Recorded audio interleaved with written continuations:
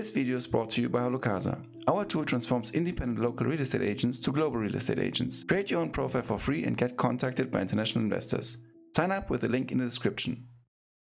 Hello and welcome everyone to our 81st session of Holocasa. My name is Michael and today I'm talking to Teresa Grobecker from San Francisco in California. Teresa is CEO of Real Estate Consortia, REC, which has the patent pending blockchain title token for every piece United States. Teresa founded Grobecker Holland International, the first online real estate brokerage in San Francisco in 2012. Teresa, I'm super pumped and glad to have you again on the show. It's been 6 months now that we talked last time. How have you been? Amazing. It's so good to be back. Thank you for having me. Thank you so much for being with me and for directly accepting my second invitation.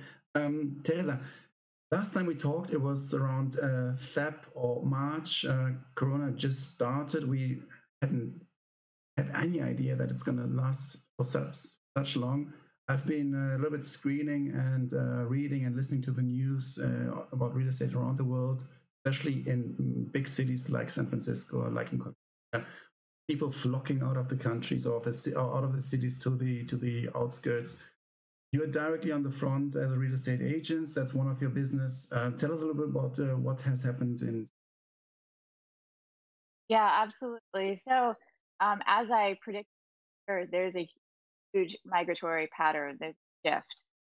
Everyone has left San Francisco. There's been a tremendous amount of exodus out of San Francisco. Mm-hmm.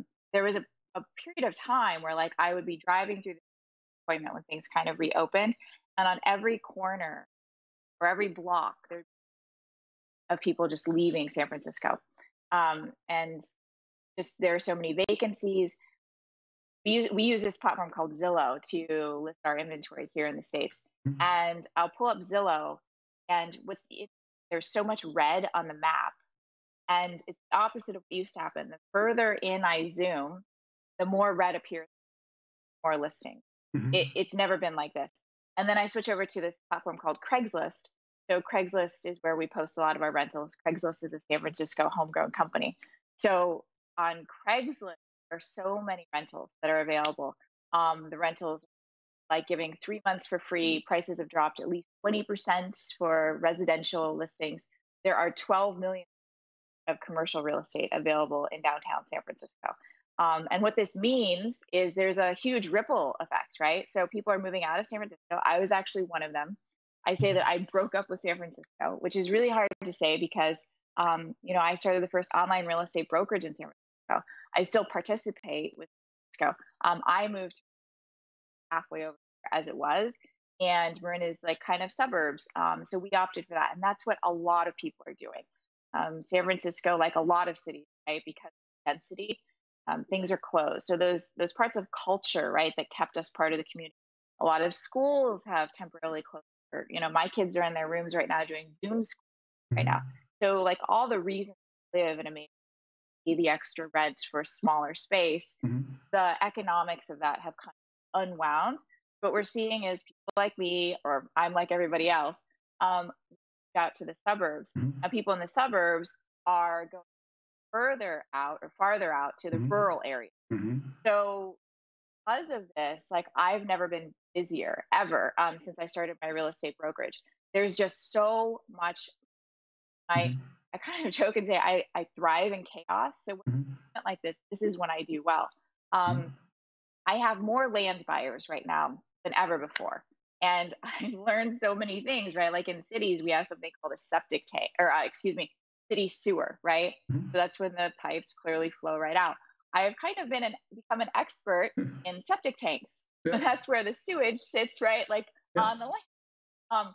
My running joke is I've become a pro at shoveling shit pretty much. And if it's not literally doing that, if I'm not literally doing that, for my clients, right, and doing those inspections and coordinating with all the permits, right, to develop land, then I'm negotiating just a ton of deals. And I know I'm talking a lot of stories, right? I've never seen real estate be so tight ever, where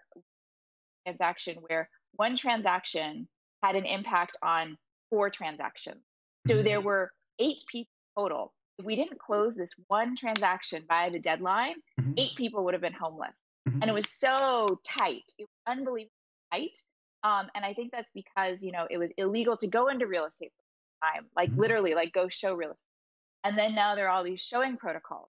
So instead of like being trying to find temporary housing because of the health concerns, it's very hard to even get access to property. And then to go into escrow and then to close, the timelines for people to move, right? These bridges in between housing, it's become the windows are so narrow. So this one transaction, like it was a miracle that we got it done. Like I had to jump in at the last moment, do some negotiations. Repairs are really hard to do on properties because of COVID. And so we got all these people in houses were so happy. I heard one family was like dancing in the front yard. Like the neighbors called the seller who called me. It was just amazing, right?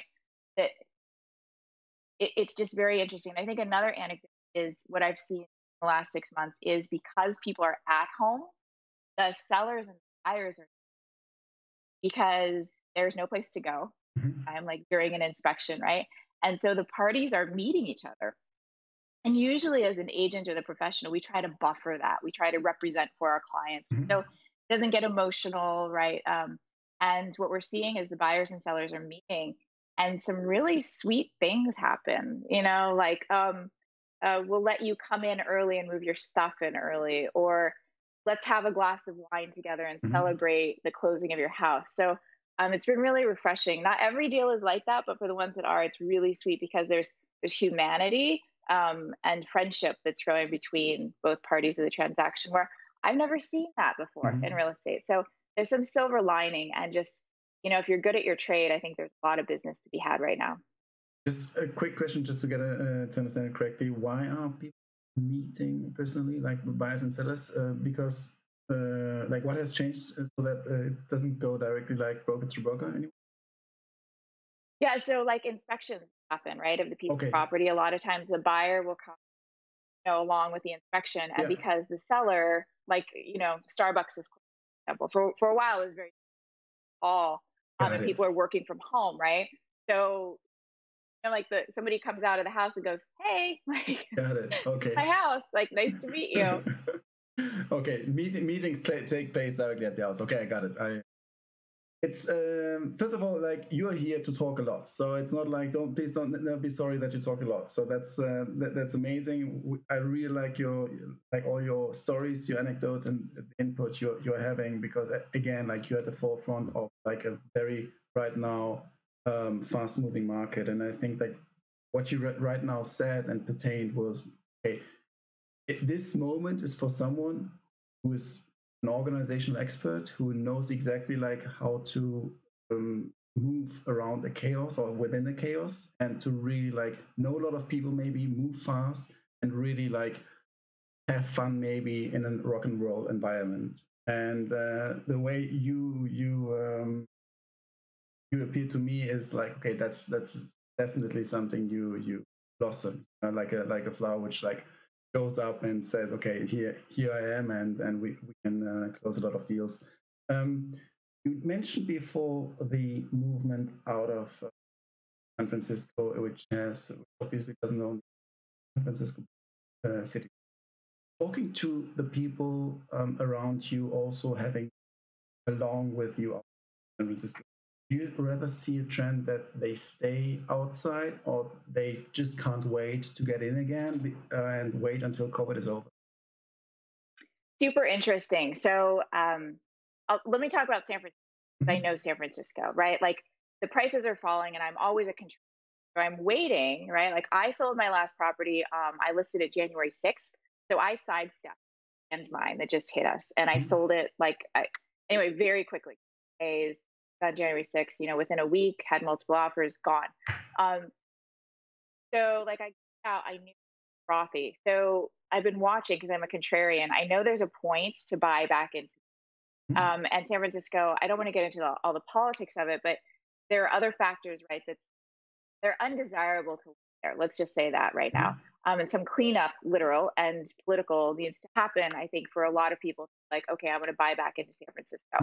So there are a lot of people who still want to leave. That migration is happening. At the same time, I work with investors who are like, we're keeping an eye on it because we know that there's going to be a point and a time to go back into the market. Here's the thing about San Francisco. San Francisco is, and I've been saying this for like the last 20 years, San Francisco is what Detroit was to America like 50 years ago. We used to make our cars, and still do. We make some cars in Detroit. Tesla is a Bay Area company. Now they're doing production in Texas. But by and large, San Francisco technology, which really has bolstered the economy for the last 20 years. So goes San Francisco, so goes the country. The old saying was, so goes Detroit, so goes the country. So San Francisco tech base, there's one industry that never has to go back into an and has to, right? Maybe wants to, but doesn't have to. It should be technology. And if you can't do technology from home, like you really don't belong in technology, because even our servers are remote. Maybe like 5% of an entire technology company has to physically go and run the servers. Most of our servers nowadays are run by huge conglomerates like Amazon or Google, all antitrust issues aside, right? So given that, who actually has to ever go back to San Francisco, right? So here's my question, like the global economic community, what goes in as a floor to San Francisco as an economy? Because once we can figure out what industry goes in and sets the floor, okay, now we know it's time to go back into the market. I think that's going to be a really big determining factor. And I know we don't want to go into the political things, but I do feel like depending on which way the election goes, we might reopen trade with China. I know for my real estate company, for a long period of time, for like probably the first 5 years that we were in existence, the Chinese buyers were huge. And that just kind of cut off or shut down for the past like 3 years, right? So because of that, so depending on how the election goes, today is election day. Can't wait for it to be over, right? Like it's not going to be one and done today, but I think in the next few weeks, right? Like we'll get some clarity on which way the country goes, and so goes like international trade, right, and relations with all kinds of countries. So if China reopens, right, commerce at scale with the United States, San Francisco will win. And that could be one of the factors that economically puts the floor on the bleeding, right, of San Francisco real estate. I saw a beautiful list about 2 weeks ago, and it was this entire flat, desirable neighborhood in San Francisco. It's called Nob Hill. And it's totally renovated. It's gorgeous, like out of a movie. Maybe a little bit, like old money style and not as modern, but still like completely renovated for $1.5 million. And maybe last year, same listing would have been minimum $3 million. So that just gives you like the value about to hit discounts to our inventory. But I still think smart investors are really waiting, right, for the hemorrhaging just to explode even more and for us to hit rock bottom. And just somebody's got to tell us what that has got to be to really convince people to buy back into San Francisco. So we're definitely not at the bottom. That's what you say. We definitely waiting and then seeing like going in. What you said was interesting concerning the industry. You see, because as you said, technology, remote work, it's Twitter saying you can work from 2 years. All indications, it's all a lot of trust leaving the Californian or the San Francisco as like who's going to move in. Then again, and of the nationals putting more money into the market. Do you see any industry which might be the one triggering this upturn again, triggering positive impact on real estate at the moment, or is it just waiting? We don't know yet. So I've heard a couple things with my friends. One is that people love San Francisco, so there will always be a market and a desire to live in San Francisco. That's one school of thought. 2 is that it'll be a tourist city. Maybe we make a lot more of our revenue as a city from tourism. 3 is is maybe entertainment. Maybe entertainment becomes our export to the world. That's very likely as well, because increasingly it became, like a destination spot for filming movies or TV shows, just because of this like love affair with San Francisco. So those are all viable options, I think, coming up, and that those wouldn't take a lot of infrastructure to put in. I think that a lot of cleanup, right, especially if it's tourism, I think we'd have to do a lot of cleanup as a city and make it a more welcome place for people to want to come and visit, like in a family friendly kind of way. We lost a lot of conventions before COVID, so there would have to be an emphasis on cleaning up the city, and that would require, I think, consensus from all political leaders in the city. Sounds like a positive outlook then. Back to the 80s, back to the 90s, maybe to have like let's say normal people living a good life in San Francisco, only the techies. I think that would be beautiful, right? To like have it be a place of community, because the way that I felt for a lot of time I started my family in San Francisco was that San Francisco was like a revolving door of just like young people coming and going, which is a lot of major. It would be really beautiful though, prices reset. And I was talking with one of my best friends about this and saying, okay, what would it take for San Francisco to really attract buyers again? Well, prices would have to come down to like what they are in the suburbs. And I'm pointing north because I live in the North Bay. So as soon as prices come down to on par, like with Santa Rosa, then it would be on par. There'd be parity, still smaller places. Restaurants would have to reopen, I think, and culture, right? Because people who live in the city, by and large, for the culture. When that happens, affordability increases, I think, and that would be beautiful to see normal people in San Francisco again.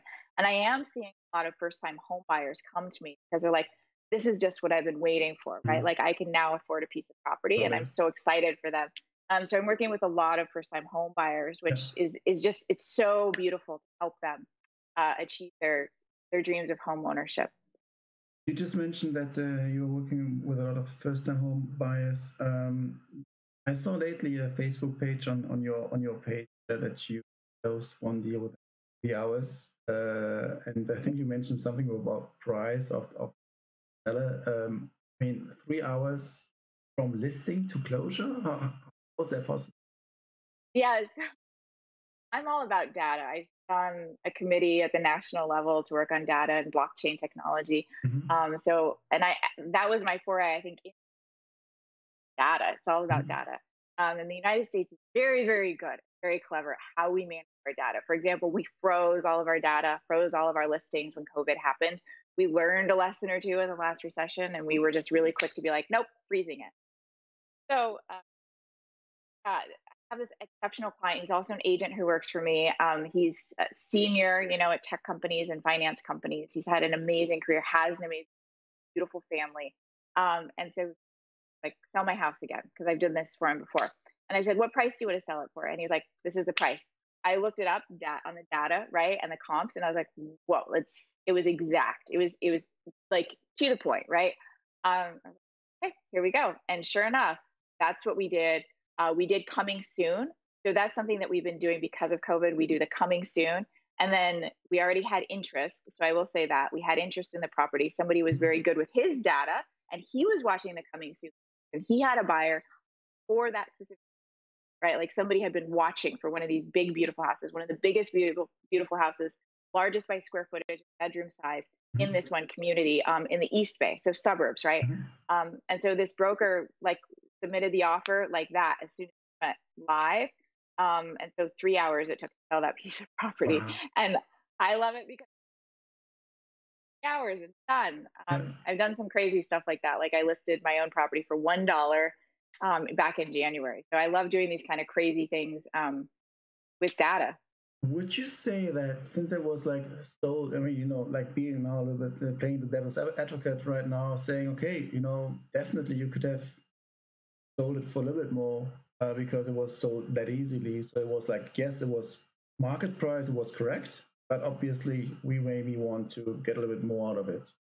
Let's put 10%, 5% on top of it so that we make it money. Okay. Maybe we sell it then within a week, but obviously this week will generate us much more money. So it's actually a very nice net hourly rate, which we taken out of it. Totally. So I wait, of course, for my client. Like, do we take this one offer in hand or do we wait? Right. And there was conversation. We would have gotten more. Right. And then there were other brokers calling me after we were in contract and said they were trying to. The custom here is you'll try to ask, and I always close. I'm like, no, I'm not going to tell you until we close because we don't know that that one deal is going to close. My point being, people were coming to me asking, and they thought that it could have gone higher. Let's go back. What I said that we froze our inventory, right? But when we freeze our data, the other party that's using our data are the appraisers. So because there was a block out of time when nothing was selling, it was illegal to sell real estate, at least here in California, and I think throughout the entire country, the appraisers are using data that was frozen. So there are these old valuations that the appraisers are using. So the appraised value isn't catching up to the demand right now because we had 3 months of pent up demand, right? At least 3 months, sometimes 4, right? Of people who wanted to buy houses and just couldn't. So what happened is all of a sudden these appraisers are now trying to use data, but the data doesn't reflect all the pent up demand and all the multiple offers that are coming in on properties. So for us, it was going back to this one listing, right? Could we have sold it for more? Maybe we could have, but it wouldn't have appraised. That's the big concern right now. I was just in a contract that we had to kill. We had to kill this contract because the appraisal came in $20,000 less than what my client had offered. And my client was so competitive. He had said, you know what, we really want to get this place. We don't want to get in a bidding war with somebody else. So, and we need a home. Remember I said, everything is really tight, right? So he was so adamant to get into this. But when he had to come out of pocket $20,000, he was like, I don't know if I love it that much, right? And so we didn't know if we would get him into a house this year, if it was going to have to wait to the spring, or if he was just going to rent. And that's because it's so tricky to get that timing right. The point being is the offers more so than ever have to be very conservative in so much as like, what if it doesn't appraise, right? Because we're in a recession as, you know, the rest of the world, right? Economies are kind of like, what was that one quote? It was like, brakes so hard that we didn't just like get like the seatbelt didn't just capture us, but we went through the windshield because we braked so hard going into this. So there has to be, you know, like, although there is this demand, it has to be balanced, right? One of the books behind me is The Rational Optimist. Like we have to have balance in both sides of the equation to know what's right for our client. So in this case, I had to advise my client, look, like every day that the inventory sits, and I'm adamant about this, every day that the inventory sits online, the property loses value. Clock, clock, clock, right? Like as long as the clock is running, tick, tick, tick, tick down. And it doesn't matter if it's the property or if it's the seller's ego, doesn't matter. The property loses value the longer it sits online. The purpose of being a good professional is to move the inventory. That is our job. So we price it right from the beginning. And I think the post that I said is don't yo-yo the price, right? Like you go into it, and that's really tricky in markets that are moving very quickly right now. Yeah. Wow.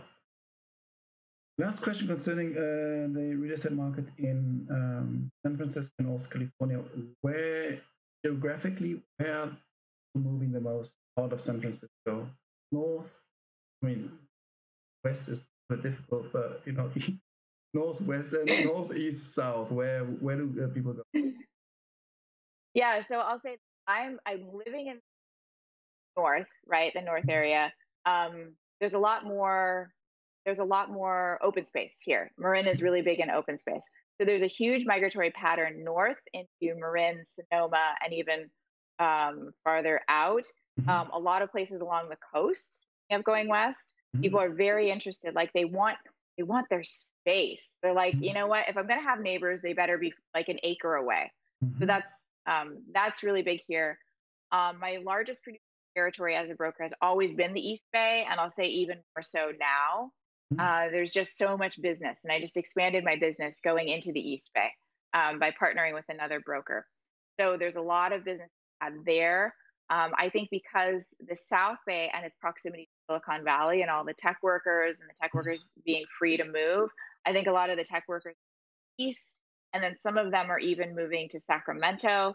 So Sacramento is about 2 hours away from the Bay Area, and even the people in Sacramento are moving into the foothills. There's a huge migratory change here that's going on. And then people even from Southern California moving up into these more rural areas in the mountain areas. So that's where I'm seeing ripple effect. It's just I mean, it's dominoes, right? One move creates just so many more. Yeah. And then I see people out of state as well, either for change of job or more space or just change in lifestyle. With your broker glasses on right now, seeing this, dynamics, do you sometimes feel overwhelmed, saying, okay, where is right now the best market opportunity? Where do I go? Where perfectly? Maybe it's, I don't know, like, I guess that there's no movement in commercial real estate. We haven't touched upon the real estate right now, but I guess like that, so you don't touch that. You go on residential, and then you go and find, like, going exactly into those geographies and residential, correct?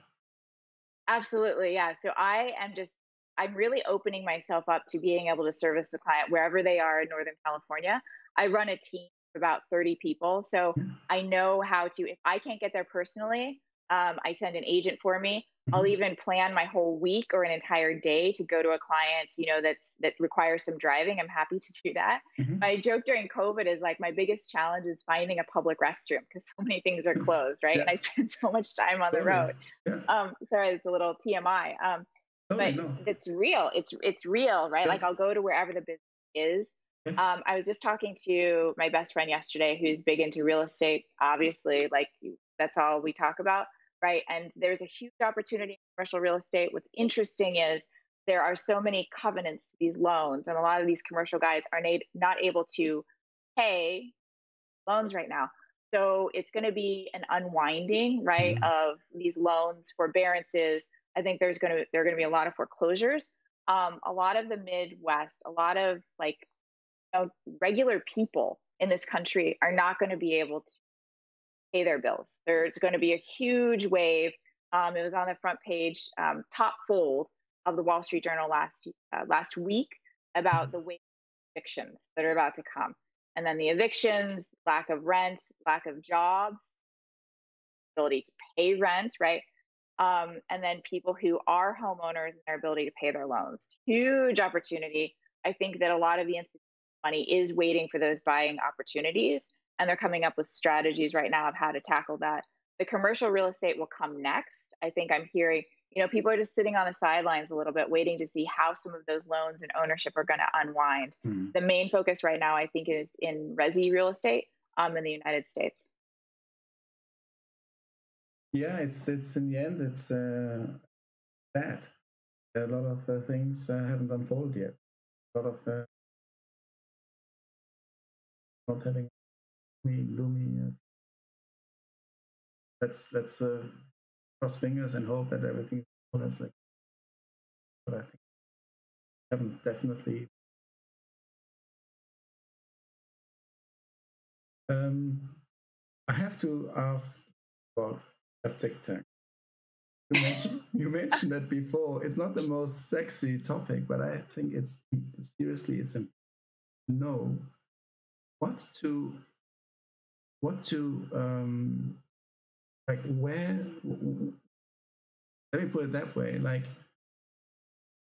where do I need to focus on when I buy a lot? When I buy something? Where also do I need to do the proper appraisal process on a lot with a garden which is not directly connected to the, how do you call it, the public sewage canal, correct? Sure. Yeah. Correct. So, yeah. So what is it? Location, maybe garden, maybe the quality of it itself, maybe another connection. It's seriously it's an important question. It is very important, and I think it is it is sexy to think about owning land and developing your house. So for a lot of the first buyers, I'm like, okay, this is the real cost, right, of doing it. Where you get started, it's called a perk test, and I'm not sure what it's called in Europe for the international viewers of this show. Here it's called a perk test, and what they do is they test the soil to see how much the soil can absorb. So that's really the first step in the process. It's really knowing how the county wants to see development happen. So know politically what their inclination for development, right? That's really important. So I think the first step in that contingency period in doing inspections is, okay, does it pass the perk test? Number two is get in really tight with the local government and figure out, be nice to them and just be like, okay, we're on the same team. What do you guys want to see as far as development?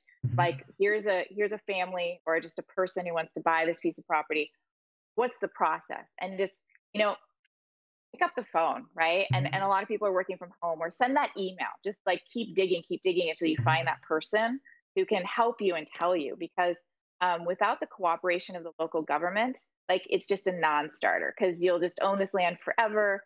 I think it's also really important to be aware of, right, the state and local changes, right, to a piece of property. Because I watched one property that, like, we couldn't even go and buy. Like, my escrow officer was like, Teresa, you are not buying this piece of property because of the issues with it. And that was on the title search. And it was really clear that whoever had owned the property fell asleep at the wheel and didn't watch as the regulations had changed. And so this piece of property that was, like, I think around $250,000 became essentially worthless, right? Because nothing can be done on this piece of property, which is really a shame. And I think as a professional, you never want to see that happen for your client. So, it's one, knowing the geos, right, of the soil. Two is, what does the county want to see, and work with them. We're still talking about your land. You buy it, and then you still have, like, so many restrictions. That's in the free country. Oh, yes. Okay. Yeah, okay. A lot of restrictions. You can meet the requirements, you're golden. But it's we love our rules here and our regulations. Okay. Yeah. Fair. Welcome to California. No, just kidding. And is it the same about electricity? Because like, let's say, getting off grid sounds romantic, but still you might want to get, like, some electricity. Same stuff. Same rules apply. I have to talk to the local municipality. Making sure that I have, like, a certain certification or do that. Are you also familiar with that? Yes, in fact, I just had to tackle that this morning. Not only the shoveling poop conversation, but also had to handle electricity, because water has to be done pump, right, that runs on electricity. I don't know what makes it into the news internationally. California has been literally on fire. Not only has our real estate market been on fire, like, with great metrics, San Francisco, right? But everything else has been doing really well. But literally, we've been on fire. So when buying a piece of land and figuring out if we can bring electricity out, one big concern is, what is the fire risk, and what is the county willing to see and tolerate as far as, like, piping in? Here we have PG, it's a utility company. So are we able to bring power out to these locations, or do we have to go to alternative and sustainable energy such as solar? And then what's the solar score for this piece of property? So these are all concerns we have to battle. It's septic, it's water, and it's electricity that we have to battle out here.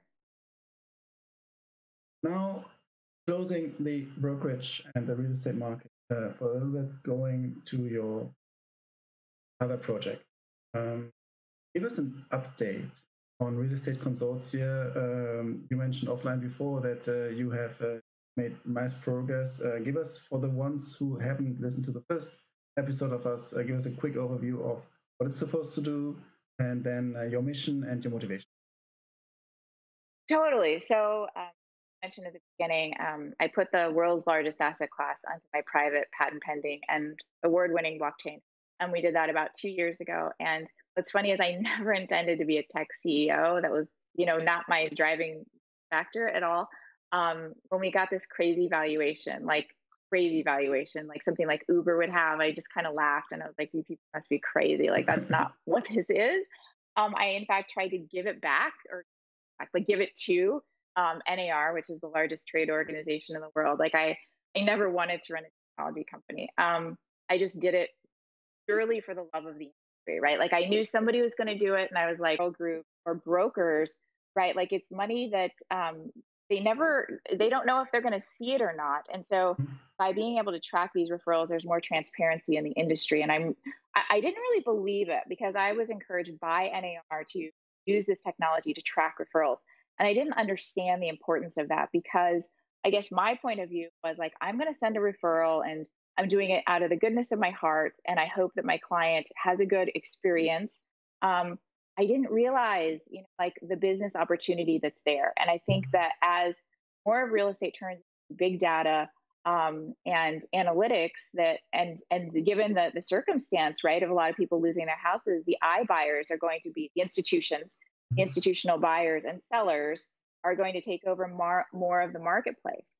And when that happens, the realtors have to have a system, the practitioners, right, to be able to work part and parcel with these referral opportunities. So I understand now more so than ever before the usefulness of a system that helps to create more transparency in the industry. So in fact, like one of the largest training and real estate coaching companies in the United States is asking me to come in and provide this entire infrastructure training session on how to, as a professional, give and receive referrals, which I never, knew was like a niche of the marketplace. So that's kind of our update. And the other thing is that I decided, and I never wanted to do a raise, and I made it official. I'm not doing a raise for my company. I think a couple years ago, there were some very frothy valuations of blockchain companies, and there was a lot of sex appeal around that. And considering I never even intended to run a technology company, I think the idea of having like a lot of investors on my cap table really doesn't appeal to me. I'm an independent broker. I will follow the direction, right, of the trade organization. But other than that, like, I just want to stay really true to my roots of being independent. And so it's been really liberating to think like there's not this pressure to go out and raise all this money. And I think the valuations are really in question right now anyway, as far as like what investors want to see. And there's a lot of speculation. Investors don't know what's going to do well. A lot of investors have gone from equity shops to being like debt, where they're just kind of converting their shares to debt and debt servicing. A lot of technology has gone under, especially in the real estate space, just because there's been so much consolidation of the technology that agents and brokers are willing to pay for. So my point being, I'm just really happy, not that COVID happened, but being able to adjust my business and making it more in line with my own personal goals. And taking this time to reflect and to really dig deep and be like, okay, why am I even in this project? Why am I leading a tech company? You're not a tech startup founder, but talking very good, having already the same vocabulary with cap table and investors and stuff. So you're definitely, I think, potentially a very good tech founder. So please don't undersell yourself. I have a couple of questions now. The first question, maybe it's a dumb one, concerning the dynamics, like also offline dynamics, brokers and institutional investors. Normally it works like that, I assume. The international institutional investor, being it a huge insurance company, a huge hedge fund, do they still actively approach brokers, real estate brokers, who then do the transaction? Or is I even thought that this one goes like on different, like works on different levels. Yeah, totally.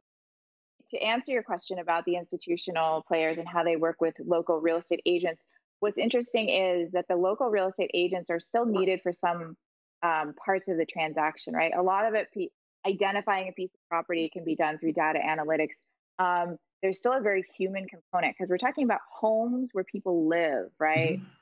These are places over our heads, right? They give us shelter. And what's really interesting, in the beginning of COVID, some great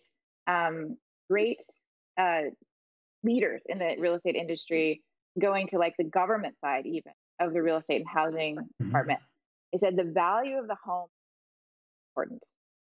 So if the home is that important to the consumer and the owner, or the renter for that matter, it's really important to have that human connection with a real estate professional. Now, because of data analytics, there were fewer of these professionals, I think, in the market in general. Fewer are going to be able to understand or keep up with the technology. Technology is going to drive us to have to be better at our jobs to justify why we're even part of the transaction at all. Those of us who understand the responsibility and that commitment are going to be necessary in this transaction to be the glue between the buyers and the sellers, be it the institutions, right? So the note holders or the buyers who want to acquire a portfolio, and the people who are living in the properties. So there definitely will be use for the human in the transaction. It's just going to be an evolution of what that job is going to look like, and the professionalism and the skills to navigate that transaction. Okay. It's interesting to see, because I was always wondering about like the transaction of institutional investors. If do they really like approach local real estate broker in the end, or do they go, I don't know, via the bank and then they the broker, or they go directly to the escrow and skip some steps? We're talking like about different amount, a different, maybe a different broker, but understood. Because still, like, each transaction goes by the broker, and that's why obviously the local real estate broker is what matters. Next question there: how do you see the brokerages of that dynamic? Do you think it's still going to be necessary to be affiliated to Max, to W, others, or do you see also, with the help of platforms like yours, local real estate experts can even leverage with their strong local brand the entire network without being that brand, and then only being able to have referrals from that perspective brokerage? Excellent question. Yeah. So I think that it's really about the practitioner. The best in the industry, they're very much into their data, and the amount of sales that they do. So that person can either be independent or be part of a large brokerage. I think it really depends on what that person, where that person feels most comfortable. Do they feel comfortable with the independent, or do they perceive value to be in the larger corporation, right, with the flag? At the end of the day, the practitioners who are going to win are going to be the ones who are great at their trade, regardless of who they hold their license with, whether it be the Remaxes, the Keller Williams, the Realogies of the world and all their companies, or the independent, right, the mom and pop. So it's really going to be driven by the ones that have the good relationships and the metrics. And I think this is where it's been incredibly useful for the MLSs and for the agents to be recording, right, how many houses they've sold, their price point, days on the market, hours on the market, right, those kinds of things, because it proves their efficiency as a professional, right? It's going to be less about who bakes the best cookies in the open house, and more about how efficient does this person do their job? How many days did it take to close escrow, right? How did this person negotiate the trickiness of, a messed up septic system, right? Those characteristics of the top professionals is going to become what drives that professional to be successful, probably less so than and which brokerage they're affiliated with. Got it. Okay. Thanks for the answer. Question about the technology. How does that work? Can you walk us a little bit through the product? Through Consortia. Yeah, totally. Sorry. Okay. So for Consortia, what we're realizing, right, it's the larger referral partners in the space. So what we've done is in the second wave of our technology, 2.0, I want to call it, and we've gone back to like the name that we called it in the very beginning, which was ReCon, for Real Estate Consortia, REC, and then Consortia ReCon. That was like the old school name for the founders. So for ReCon, what we're finding is like, let's just make it as easy as possible to gather just large lists, right, of the referrals that have been made, because the institutional players and the brokerages, they have long lists that they can just dump out, they can export from their CRMs and just send over to us. So I think that is really the most useful part. And then we clean up the list, get it ready to put into our Google platform. And then we start doing the ReCon work, right, of matching it up with the data sets.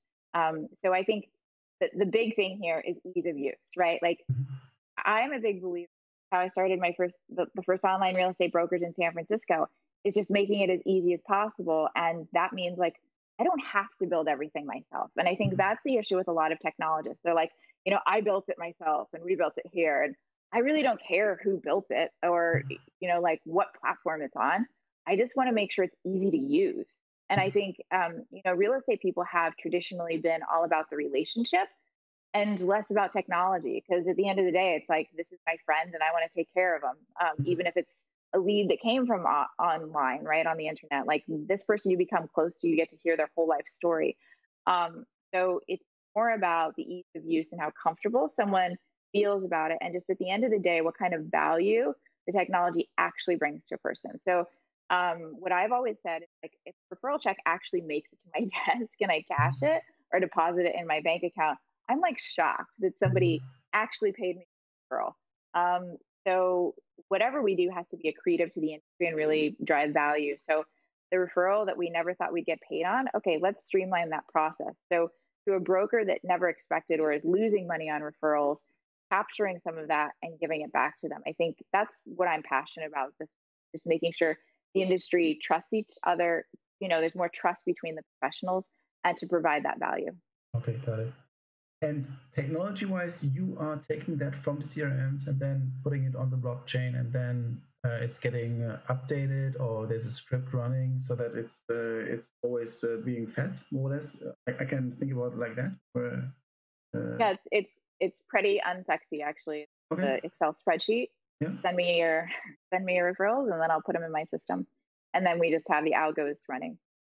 Okay, and then I sign up as a member, and then I ask, let's say, thinking about it, like I get a referral, or I have a potential buyer. I ask the other broker to use your tool, obviously, so that we're going to be blockchain. So that's going to be tracked, correct? Actually, it doesn't even require. This is where we simplify the system as well. Is that it doesn't even require like the participation of the other side. One side alone can put the referral in, because it became very cumbersome, actually, the old platform, and we did it more in the traditional way that referrals were being sent, like using a contract. But like, if somebody has, and this is pretty true of brokerages, like hundreds of referrals, right, to upload that have not been tracked, or the institutions sending those out as contracts one by one, especially if the referrals are going to the same person in a city like 100 times, that becomes unmanageable, right? So it's just a matter of sending us the list and then putting it in the system, and then that populates the map. Okay, got it. You mentioned before the leads. I'm interested in like getting back from ReCon again to the normal brokerage business. Plus ReCon, without ReCon, in general, how would you split the origination of leads for the buyer side right now in Yeah, so because of antitrust regulation, the compensation between parties has to be set parties themselves. Okay. So I will say what's customary is somewhere between 25 and 30%. Depends on how good the lead is. So a lot of these institutional players, like the largest one, I think in the United States, charges a 35% referral fee. And I actually just on this spigot for myself and my own production with this company. And it's beautiful because I don't have to pay up front for marketing. They feed me the leads and then I go close them. And for that level of service and call center built in, I will happily give them 35%. So, but I think that if a lead was less warm, right, or more uncertain, or being shopped around to a lot of different like brokers at the same time, maybe a lower referral fee appropriate. So these are all independently set contracts. And what I noticed, I think, in the last year and a half of working on this project is the contracts between the referral partners are usually set with their own standard contracts. So that's something that I am less inclined to touch as far as this technology platform. I just want to do one thing and do one thing well, which is track the status of that referral. The contracts between parties really should be left to them, and just a very special lady to me, the Kites. She had me sell her mansion. She's a Russian lady, right? And she called me her pit bull. And I was really shocked because she was a very strong businesswoman in of herself. So I think, this is where I am the people for the people who trust me to go after their money and their referrals. Got it. Perfect. You have been now working on it? More or less, yeah. 2 years. Down the road, from the inception of the idea to also within the award which you gained, how has it been, and also maybe some challenges which you would give someone else as an advisor to say, okay, like take care of those things, start or most case these bumps on the road ahead. Yeah, so we're the only company that's ever gone through the NAR program before a product was even built, which is really interesting. I think it's just because there was so much uncertainty about what blockchain was or wasn't going to do for the real estate industry. And I think that's yet to be seen by and large.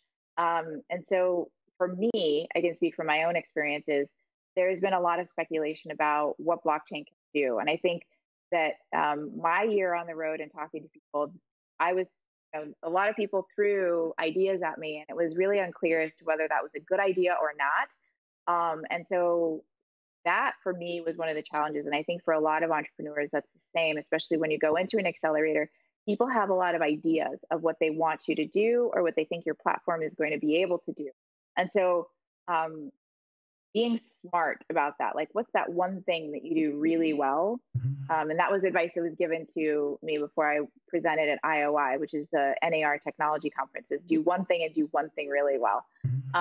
So I think being true to that is really important. And, for some companies, it's too soon to tell. Like, I think we're in the bottom of the first inning. This is a baseball analogy for everybody outside the country.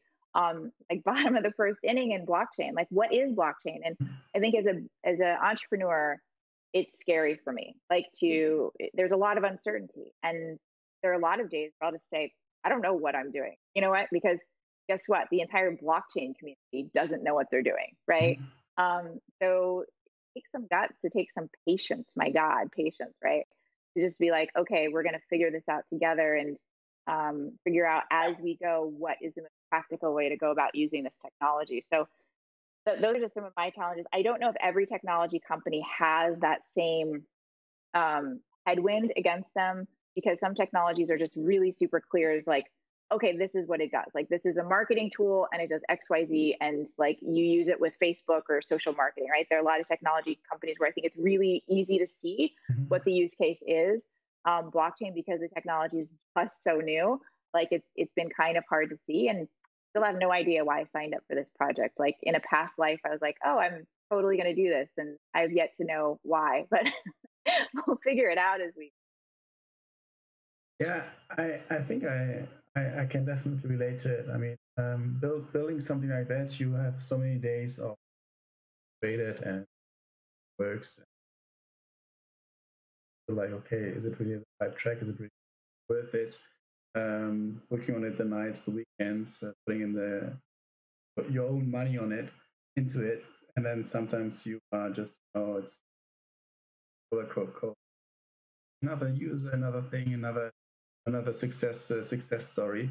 And I think what you said is exactly that. But I also have to say that I feel like once you explain me your solution, it's totally clear for me. It's like a referral program based on blockchain, which cannot change later on. So I think it's totally easy to sell the idea, and that's why I also can understand that the NAR directly already gave you kudos to it, like, even before it was built.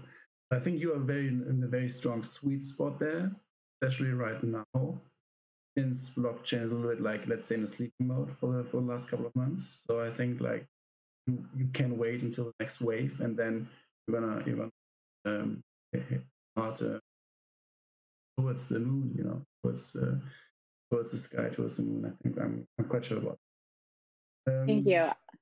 I'll say that I'm really grateful for being back in production and selling real estate, because working with humans, working with agents and brokers again, more hands-on, and knee deep in the septic system, right?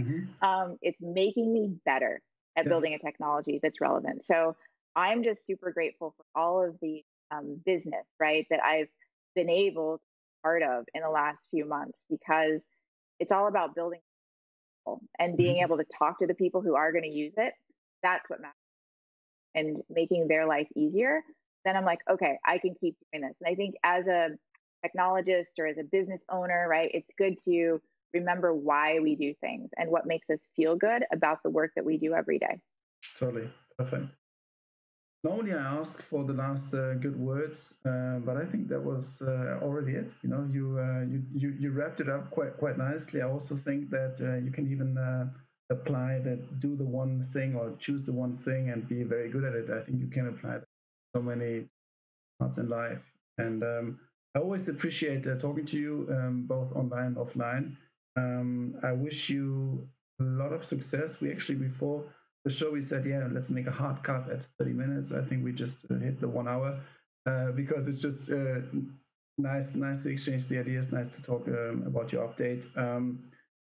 Teresa, thank you so much for being on the show. Thank you so much for all the insights you gave us around real estate incentives about right now. Migratory period, I think, or migration period. I don't know the real correct English word. It was super insightful. The markets, how they right now behave, how they move. Your direct examples on the real estate side on a daily basis, and then obviously super pumped and super interested about the technology, what you're building there. I think it's groundbreaking. I can't wait to the next release to see some news on your end. Thank you so much. Thank you so much for having me. Thank you. It's good to visit with you. Thank you. Thank you. Bye-bye.